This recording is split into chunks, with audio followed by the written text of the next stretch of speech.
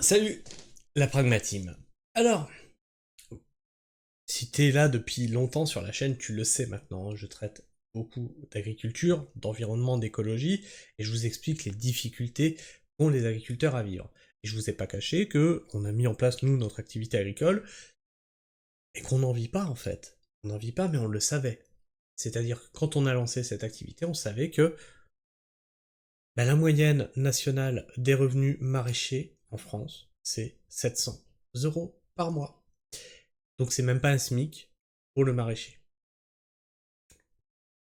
Et là tu me dirais, bah ouais, non mais si tu sais que tu vas vers un boulot comme ça qui paye pas, bah faut pas le faire. Ouais, alors à ce moment-là, bah faut pas faire prêtre non plus. Tu vois, alors tu vas me dire, ouais, ça n'a rien à voir. Bah si, ça a tout à voir en fait. Parce que mon projet, il est pas fait pour que je m'enrichisse. Il est totalement tourné vers les autres. Je veux nourrir les autres de façon saine. Je veux aussi montrer qu'on peut monter un projet agricole sans demander des aides de l'État, sans demander quoi que ce soit, tu vois. Vraiment le truc. Alors tu vas me dire, ah t'as fait une cagnotte Mimosa. Oui, c'est un soutien populaire. Pas pareil, tu vois. C'est comme un mec qui fait de la musique sur le trottoir, on lui lance des piécettes. Voilà. Un soutien populaire, ça s'appelle pas des aides de l'État. Et ça aussi, c'est vous qui l'avez demandé hein, dans les commentaires. Mais c'est pas que les maraîchers. C'est le monde agricole qui est comme ça. C'est le monde agricole. Alors oui, vous allez me dire, oui, alors moi, mon voisin agriculteur, il s'est payé le dernier pick-up. Oui, bon, t'as des gros agriculteurs, hein, comme Arnaud Rousseau, mais la plupart, bah, ils peinent à vivre. Et ils peinent même à gagner un SMIC. Est-ce que tu trouves normal qu'un agriculteur ait du mal à toucher un SMIC? Toucher un SMIC, ce n'est pas envisageable pour l'instant. Ces agriculteurs qui galèrent et peinent à gagner leur vie. Ce week-end, des 5. Ah d'accord. Dire 5 et 6 alors. Ce week-end des 5 et octobre, bon je pense qu'il manque 6. Des 5 et 6 octobre, se tenait à Garrigues, Sainte-Eulalie, la 21e fête de la Confédération Paysanne du Gard. Alors aujourd'hui on aura fait les trois syndicats, t'as vu? C'est même pas voulu là pour le coup. Donc on a fait ce matin la FNSEA, cet après-midi la coordination rurale, et là, la Confédération Paysanne. Donc la 21e fête de la Confédération Paysanne du Gard. Près d'un an après les blocages, les agriculteurs ont toujours du mal à vivre correctement de leur activité. Ils confient leurs difficultés.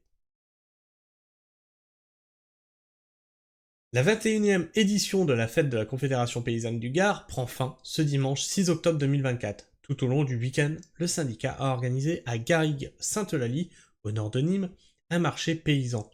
Des concerts et des tables rondes autour d'un thème, l'agriculture de demain. Bah, je m'inscris un peu là-dedans, hein, l'agriculture de demain. Enfin, c'est ce que j'essaie de démontrer par l'exemple. Alors, comme je vous dis souvent, hein, moi, ce que je veux, c'est qu'on remplace l'agriculture de masse par une masse de petits producteurs. Qu'on ait un maillage complet du territoire de petits maraîchers. Où que tu sois sur le territoire, tu te retrouves à 5 à 10 minutes, tu vois, que tu puisses faire la marche à pied ou à vélo d'un producteur. C'est totalement écologique. Totalement écologique. Bien évidemment, la question de la rémunération était au cœur des débats, alors que la colère des agriculteurs est toujours aussi vive. Après de longues études d'ingénieur, Rémi Coquart s'est finalement tourné vers le maraîchage.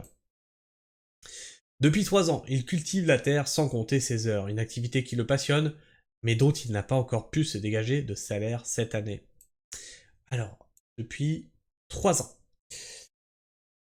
Vous pouvez trouver ça suspect, que depuis 3 ans, il n'arrive pas à se dégager un salaire. Sauf que, je vais vous reprendre les grandes bases. Quand tu montes une entreprise, standard, il faut 3 ans pour asseoir ton entreprise et donc de te dégager un salaire. Ça, c'est une entreprise normale. Dans le monde agricole, il faut 5 ans. 5 ans pour asseoir ton activité et te dégager un revenu. Donc ça, c'est pareil, ça on le savait quand on s'est installé. Aujourd'hui, tu vois, donc ça on l'avait prévu. Donc on a fait une montée en puissance, tu vois, on a prévisionné une montée en puissance. Et donc théoriquement, on estimait qu'au bout de la 3e année, l'entreprise devait nous sortir quelques, tu vois, quelques centaines d'euros. Pas beaucoup, mais quelques centaines d'euros. Elle a commencé à le faire à la deuxième année. Elle a commencé à le faire à la deuxième année, donc ça veut dire que notre entreprise progresse très bien. Ça veut pas dire qu'on a assez pour vivre. La preuve, on est au RSA. Une activité qui le passionne, mais dont il n'a pas encore pu se dégager de salaire cette année. Et elle continue à progresser. Je vous rassure, on est sur une entreprise qui progresse très bien. C'est-à-dire qu'aujourd'hui, j'aurais pas ça là à payer, c'est-à-dire 750 euros d'emprunt sur cette maison. Ah mais je vis bien en fait. Oh je vis très bien. Tu me permets de vivre en habitat léger sur mon exploitation. Ah ben je suis tranquille.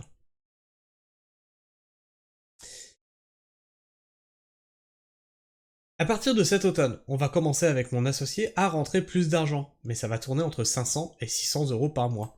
Alors voilà, hein, la moyenne d'un maraîcher. Mais est-ce que tu savais la moyenne d'un maraîcher quand t'es arrivé sur sur ce truc? C'est 700 euros par mois. Donc oui, il y en a qui vont faire plus, mais il y en a beaucoup qui vont faire moins aussi. Tu peux espérer être à la moyenne, 700 euros. Pour le moment, une grande partie de ses bénéfices sont réinjectés dans son exploitation d'un hectare afin de se développer. Voilà, le même schéma que le nôtre. Donc c'est pour ça, hein, c'est ce que je vous disais, si vous faites un don sur la cagnotte Mimosa, ce que vous nous faites gagner, c'est du temps en fait. C'est du temps. Parce qu'en fait, ce qu'on fait, c'est qu'on a déjà investi notre capital de départ. Hein. C'est une vie de smicard. Hein. Moi j'étais en usine, Sabrina elle était en, en supermarché. Donc on a fait des économies, c'est-à-dire qu'on s'est privé nous, pour investir, pour produire pour les autres. Et on s'est dit, pareil que lui, à chaque fois les bénéfices seront réinjectés dans l'entreprise pour améliorer l'outil de production et améliorer donc la production pour les autres. Mais il espère d'ici 2 ans toucher 1500 euros par mois avec son...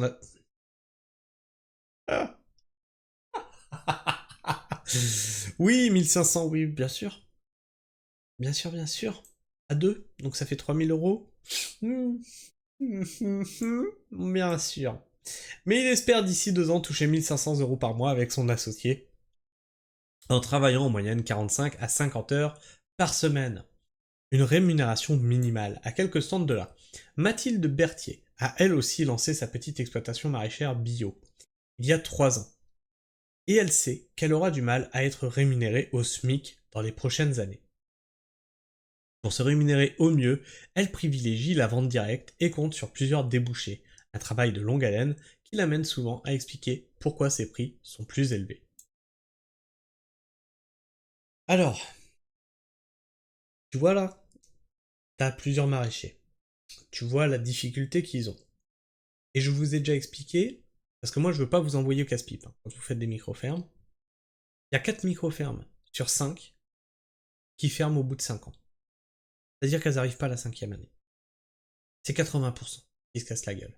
Parce que c'est un modèle sur petite surface sur lequel tu dois jongler vraiment sur le fil. C'est pas compliqué, tu fais de la chirurgie. C'est-à-dire que tes cultures doivent s'enchaîner, etc. Sinon, t'es dans la merde. Alors quand t'as des mauvaises saisons, soit de la sécheresse, soit des pluies infernales, etc., etc., bah t'as intérêt à t'accrocher. Nous, on s'en est sorti cette année, pourquoi? Parce que on avait de l'expérience. Sans l'expérience, ça aurait été notre première saison, mais allez, tu rames. Hein. Ah vas-y, tu vas ramer.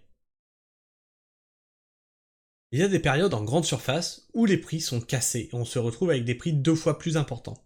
On a alors le sentiment de devoir se justifier. Alors, là aussi, il y a un autre problème. Vous payez pas le vrai prix des légumes. Vous payez pas les vrais prix de la viande au supermarché. Vous payez un prix fictif. J'ai expliqué par exemple quelqu'un qui me disait ah t'as vu au mois de février, on était au mois de février. Ah t'as vu à Lidl ils vendent des tomates au mois de février origine France à 0,99 centimes le kilo. Bon alors Lidl les vend presque 1 euro le kilo. Bon bah ça veut dire qu'elle les a pas achetés à 50 centimes. Ça veut dire qu'elle les a pas achetés à 40 centimes. Ça veut dire qu'elle les a pas achetés à 30 centimes. Tu comprends le truc? Et j'ai dit à la personne, je fais oui. Ces tomates sont un déchet. Il fait oui, non mais je sais qu'elles ont pas de goût. Je fais non, c'est pas le problème qu'elles aient pas de goût, c'est que c'est un déchet en fait. C'est un prétexte.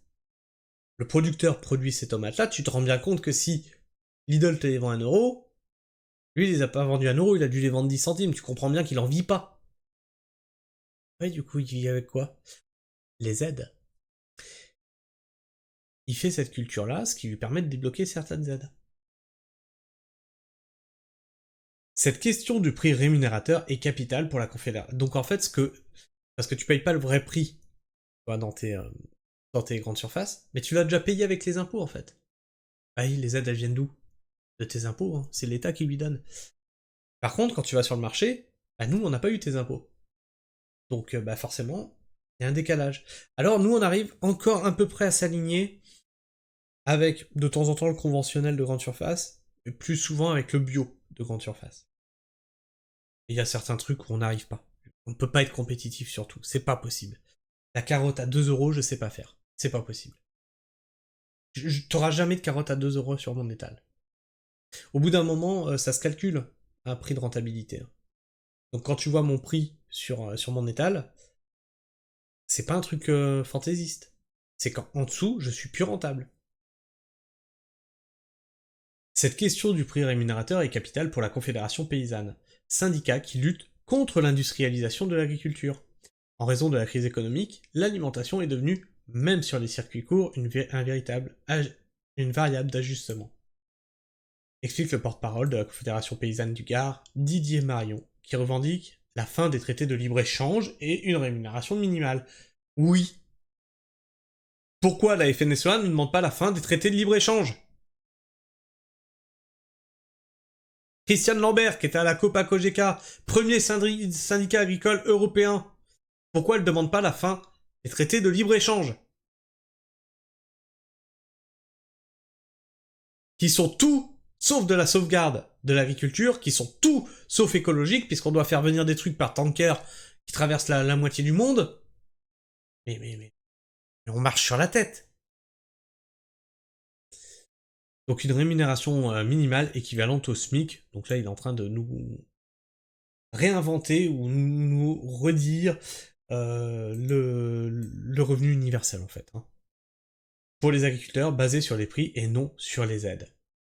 Des revendications que la Confédération paysanne portait déjà en début d'année, lorsque la crise agricole et la colère du monde paysan faisaient la une de l'actualité. Enfin bref, qu'est-ce que tu en penses? Est-ce que tu penses que, c'est un peu chaud quand même d'être maraîcher? Est-ce que tu penses que, t'as choisi ce métier, tu fermes ta gueule, et puis c'est tout? Est-ce que tu penses que, au niveau agricole, on se fout de notre gueule? Est-ce que tu penses que c'est normal, le prix que tu payes en grande surface? Est-ce que tu le trouves décent? Ou indécent? Trop cher, peut-être? Dis-moi tout ça dans les commentaires. Partage-moi ton avis, ton opinion. Discutez entre vous. Alors, s'il vous plaît, respectez-vous dans les commentaires. En général, c'est assez calme. Mais il peut y arriver qu'il y ait un troll ou quoi. S'il y a un troll, vous l'ignorez. Allez pas vous engueuler avec ça. Ils sont dégagés de la chaîne de toute façon. Dans un laps de temps qui varie de 1 heure à 24 heures. Ça dépend à quel moment j'ai le temps d'aller sur mon téléphone. Et puis ma modération aussi. Et puis tu peux partager aussi cette vidéo pour expliquer, tu vois, que le monde agricole c'est pas si simple que ça. Tu peux partager cette chaîne pour montrer que voilà, il y a quelqu'un qui parle d'écologie, d'environnement et d'agriculture et qui ne partage pas du tout les valeurs de ELV. Ça existe, un vrai écolo de terrain, merde, dis donc, une espèce en voie de disparition, ou peut-être une espèce en voie d'apparition, parce qu'il est apparu pourquoi? Parce qu'il était agacé par ces débiles là. Je suis écolo, mais vous me représentez pas les gars. Enfin bref.